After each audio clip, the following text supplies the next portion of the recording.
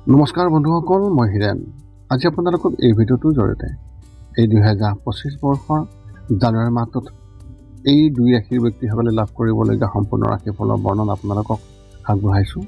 প্ৰথমে মোৰ চেনেলটো আপোনালোকে ছাবস্ক্ৰাইব কৰি ল'ব, যাতে মোৰ পিছৰ ভিডিঅ'বিলাক আপোনালোকে সহজে লাভ কৰিব পাৰে।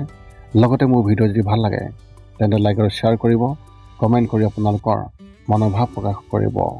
এতিয়া আহোঁ মূল বিষয়লৈ। সৰ্বপ্ৰথম পাৰিবাৰিক জীৱনৰ ক্ষেত্ৰত এনেধৰণৰ, যদি আপুনি ভাড়া ঘৰত থাকে তেন্তে এই মাহত ঘৰৰ মালিকৰ লগত সমস্যাৰ সন্মুখীন হ'ব পাৰে, যাৰ বাবে আপোনালোকৰ ঘৰটোত বহুতো চিন্তাৰ সৃষ্টি হ'ব। চুবুৰীয়াৰ মানুহৰ লগত সম্পৰ্কও তিক্ত হৈ পৰিব পাৰে।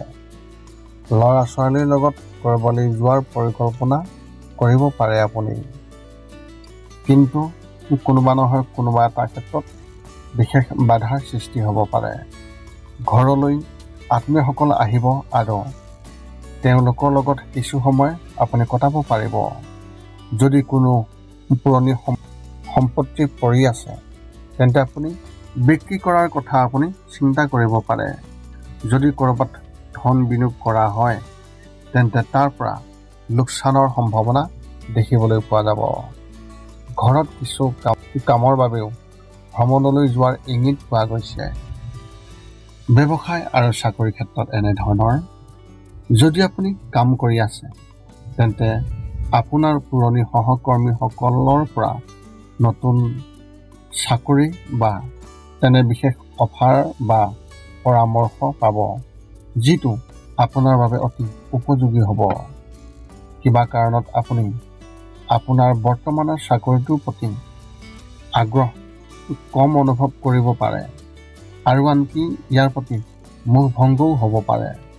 ইয়াৰ লগতে আপুনি আপোনাৰ ছিনিয়ৰ অফিচাৰ বা যি বছ, তেওঁলোক আপোনাৰ পৰা সুখী যেন নালাগিব।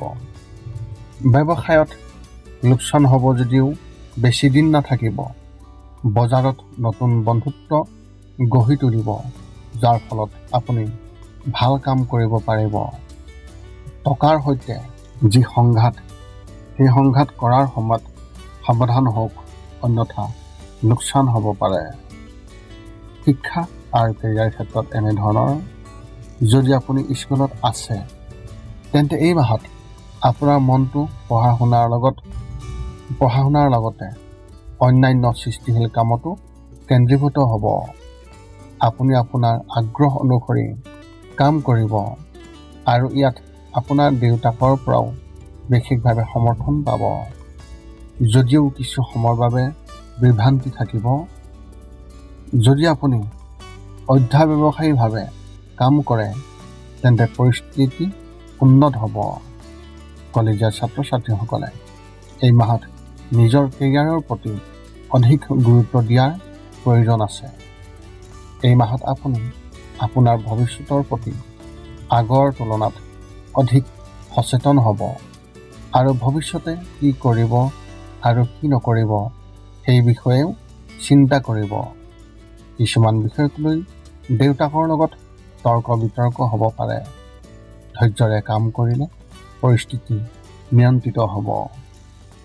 প্ৰেমৰ ক্ষেত্ৰত এনেধৰণৰ, যদি আপুনি কাৰোবাক ভাল পায় বা ঘৰত প্ৰকাশ কৰিবলৈ অক্ষম হয় তেন্তে এই মাহত আপুনি প্ৰকাশ কৰক। এই মাহটো আপোনাৰ প্ৰেম জীৱনৰ বাবে খুবেই ভাল আৰু আপোনাৰ সম্পৰ্কও নিশ্চিত কৰিব পাৰিব। লগতে পৰিয়ালৰ এজন সদস্যই আপোনাক সহায় কৰিব।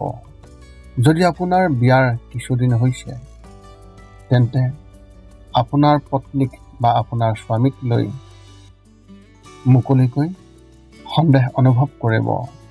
এনে পৰিস্থিতিত আমি আপোনালোকক মুকলিকৈ কথা পাতিবলৈ এক বিশেষ পৰামৰ্শ আগবঢ়াইছোঁ, যাৰ ফলত আপোনালোকৰ সম্পৰ্ক কিছু ভাল থাকিব। বিবাহৰ বাবে অপেক্ষা কৰি থকা ব্যক্তিসকলে এই মাহত ক'ৰবাৰ পৰা ভাল সম্পৰ্ক পাব পাৰে, কিন্তু মনোযোগৰ অভাৱত ই পিছলি যাব। এনে পৰিস্থিতিত সজাগ হওক আৰু কোনো সুযোগ হেৰুৱাব নালাগে। নহ'লে পিছত আক্ষেপ কৰিব লাগিব। স্বাস্থ্যৰ ক্ষেত্ৰত এনেধৰণৰ মাহৰ তৃতীয় সপ্তাহত পেটৰ লগত জড়িত সমস্যাই আপোনাক আমনি কৰিব আৰু খাদ্য খোৱাৰ ইচ্ছাও নাপাব। ইয়াৰ বাবে যদি আপুনি ৰাতিপুৱা 2 গিলাচ গৰম পানী খোৱাৰ অভ্যাস গঢ়ি তোলে তেন্তে আপুনি পৰিস্থিতি ঠিকেই পাব। ইয়াৰ লগতে শুই উঠাৰ পিছত হালধি মিশ্ৰণৰ গাখীৰ আপুনি খাবলৈ চেষ্টা কৰক। কিবা এটালৈ আপুনি মানসিকভাৱে চিন্তিত হৈ পৰিব পাৰে। আপুনি কথাটো বন্ধু এজনৰ লগত শ্বেয়াৰ কৰিব, কিন্তু ইয়াৰ সঠিক সমাধান নাপাব। মন বিচলিত হৈ থাকিব পাৰে আৰু অস্থিৰতা থাকিব। মাহৰ শেষত নিশ্চয় কিছু সকাহ পাব। আপোনাৰ এই মাহত শুভ সংখ্যা হিচাপে 6 আৰু শুভ ৰং হিচাপে আপুনি এই মাহত সেউজীয়া ৰং ব্যৱহাৰ কৰিব পাৰে। মেষ ৰাশিৰ ব্যক্তিসকলৰ বাবে এক বিশেষ তথ্য।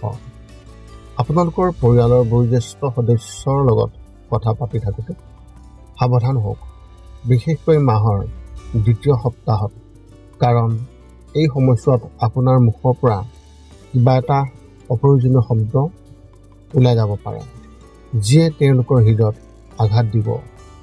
যদিও আপোনাৰ সেই অৰ্থ নাথাকিব পাৰে, তথাপিও ই সম্পৰ্কত দূৰত্ব বৃদ্ধি কৰিব পাৰে। সৰ্বপ্ৰথম পাৰিবাৰিক জীৱনৰ ক্ষেত্ৰত এনেধৰণৰ এই মাহটো পাৰিবাৰিক জীৱনৰ বাবে ইমান ভাল নহয়। যদি আপোনাৰ কোনোবা সৰু ভাই বা ভনীয়েক আছে তেন্তে তেওঁলোকৰ লগত আপোনালোকৰ মত বিৰোধ হ'ব পাৰে, যাৰ ফলত তেওঁলোকৰ মাজত তৰ্ক বিতৰ্ক হ'ব। বয়োজ্যেষ্ঠৰ হস্তক্ষেপত শীঘ্ৰে সমাধান হ'ব যদিও ঘৰখনত উত্তেজনাৰ পৰিৱেশ সৃষ্টি হ'ব।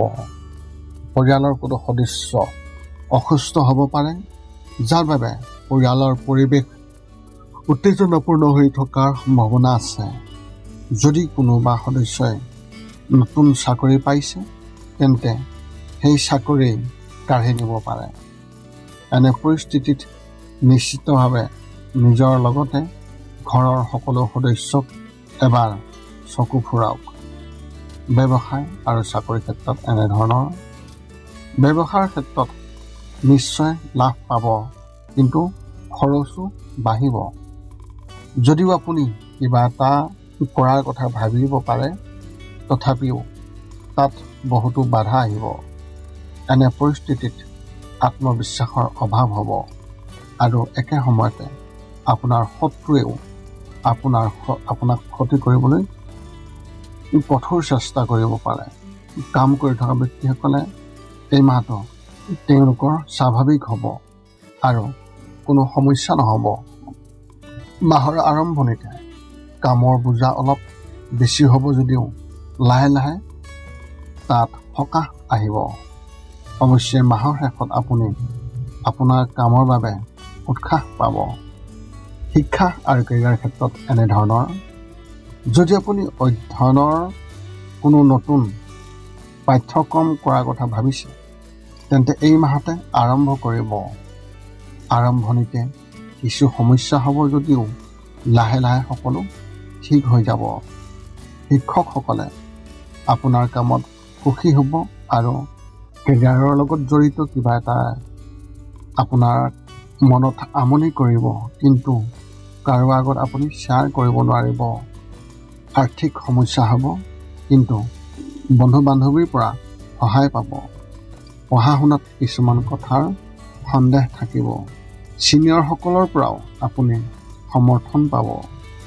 প্ৰেমৰ ক্ষেত্ৰত এনেধৰণৰ যদি আপুনি প্ৰেমৰ সম্পৰ্কত আছে তেন্তে এই মাহত আপোনাৰ আকৰ্ষণ আন কাৰোবাৰ ওপৰত পৰিব পাৰে আৰু আপুনিও হয়তো তেওঁলোকক আপোনাৰ হৃদয় দিব পাৰে।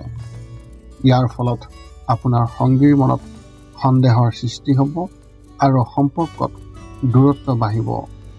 কোনো এটা বিষয়ক লৈ বিবাদ হ'ব পাৰে। বিবাহিত পুৰুষসকলে নিজৰ সংগীৰ সৈতে ৰোমান্টিক ঠাইলৈ যোৱাৰ পৰিকল্পনা কৰিব পাৰে।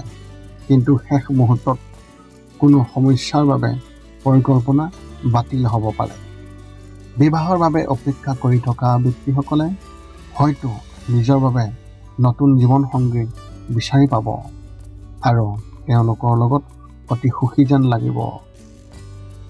স্বাস্থ্যৰ ক্ষেত্ৰত এনেধৰণৰ শাৰীৰিকভাৱে আপুনি সম্পূৰ্ণ সুস্থ হ'ব আৰু কোনো ধৰণৰ সমস্যা নহ'ব। কিন্তু যদি আপুনি ডায়েবেটিছৰ সমস্যাত আছে তেন্তে নিজৰ যত্ন লওক আৰু বজাৰৰ খাদ্য একেবাৰে নাখাব। মাহৰ মাজভাগত কিছু সময়ৰ বাবে ডিঙিৰ লগত জড়িত সমস্যা হ'ব যদিও সোনকালে আৰোগ্য হ'ব।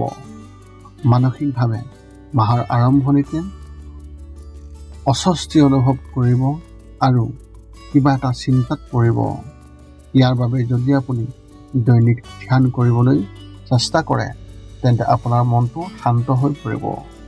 ৰাতিপুৱা সাৰ পোৱাৰ পিছত বা ৰাতি শুই থকাৰ সময়ত ধ্যান কৰাৰ অভ্যাস কৰক। আপোনাৰ এই মাহত শুভ সংখ্যা হিচাপে 2 আৰু শুভ ৰং হিচাপে আপুনি এই মাহত কমলা ৰং ব্যৱহাৰ কৰিব পাৰে। বিশ্বাসী ব্যক্তিসকলৰ বাবে এক বিশেষ তথ্য আপোনালোকক আগবঢ়াইছোঁ। মাহৰ 4ৰ্থ সপ্তাহত ঘৰত কোনো ডাঙৰ বস্তু ভাগি যোৱাৰ সম্ভাৱনা বা চুৰি হোৱাৰ আশংকা দেখিবলৈ পোৱা গৈছে। গতিকে ৰাতি শুই থকাৰ সময়ত সজাগ হওক আৰু খোৱাৰ আগতে সাৱধানতা অৱলম্বন কৰক আৰু সকলো বস্তু ভালদৰে সঠিকভাৱে আছেনে নাই তাক আপুনি পৰীক্ষা কৰি চাওক। লগতে ঘৰত যিকোনো ডাঙৰ বস্তু তুলি লোৱা বা আপুনি লওঁতে অলপ সাৱধানতা অৱলম্বন কৰাটো অতি প্ৰয়োজন হ'ব বা আপুনি তাক লৰচৰ কৰোঁতে তথাপিও আপুনি সাৱধান হ'ব লাগিব।